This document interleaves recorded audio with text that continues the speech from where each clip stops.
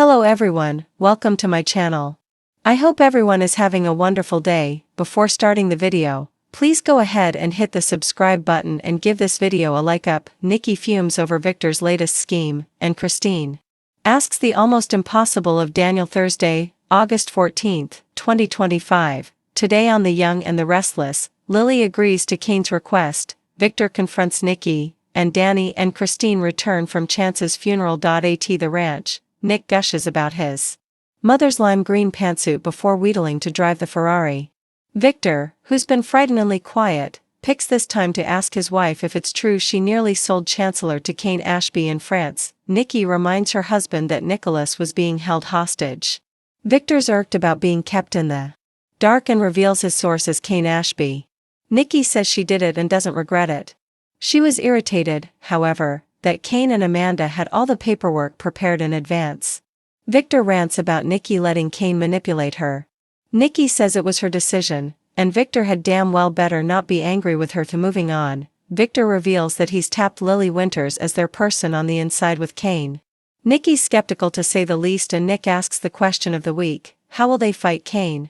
Victor declares that they'll convince him they want to join forces with him.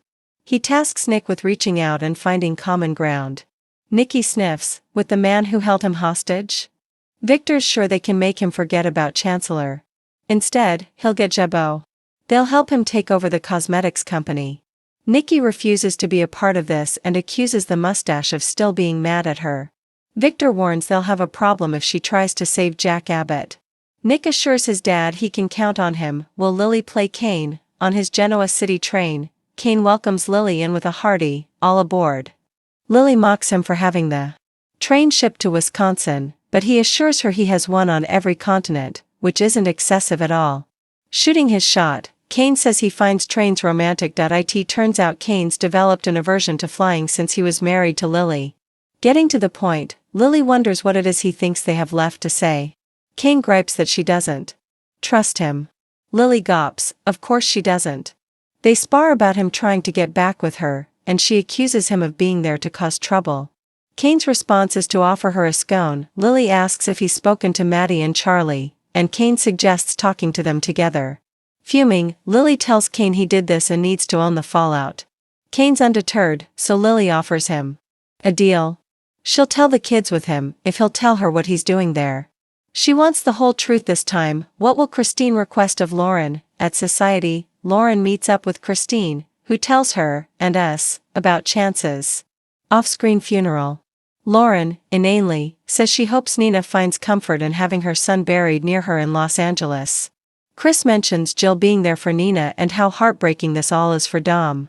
As talk inevitably turns to Kane, Lauren warns he's back in town with a vengeance. Lauren assures Christine that she'll be on guard where Kane and his business machinations are concerned, but warns there's more at play: his feelings for Lily. They debate the chances for reconciliation and their history.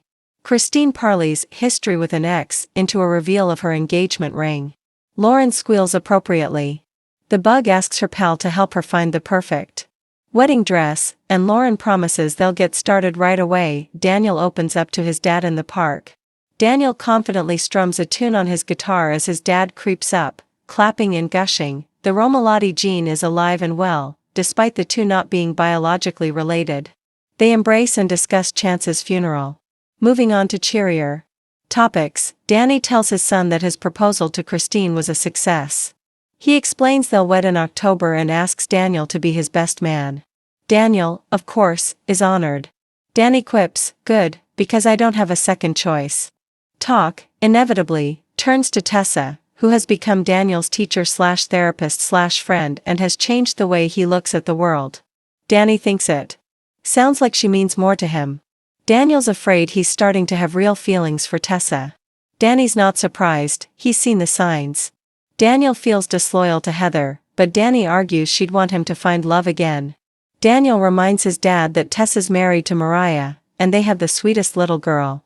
He has to find a way to let it go. What will Christine request of Daniel? Lauren and Christine are already designing a wedding gown when Danny appears. With Daniel in Society, Danny's sure whatever Cricket wears will be perfect. Daniel congratulates Christine with a hug, and it's a good thing his mother is nowhere in sight, because it tells her she's the best thing to ever happen to his dad. Chris learns that Daniel's going to be Danny's best man and reveals she has a daunting favor to ask. She needs Daniel to keep Phyllis as far away from their wedding as possible. They all know she'll try to ruin it.